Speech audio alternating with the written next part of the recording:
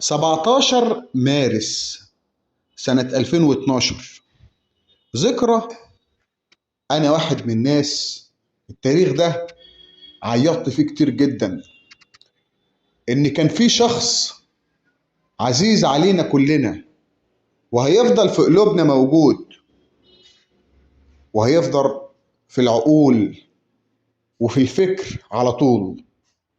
قداسة البابا شنودة الثالث، البابا الحكيم، معلم الأجيال، واللي كان دايما بيحب لم الشمل، وكان دايما محب جدا لوطني. كان جميل وطيب ودمه خفيف.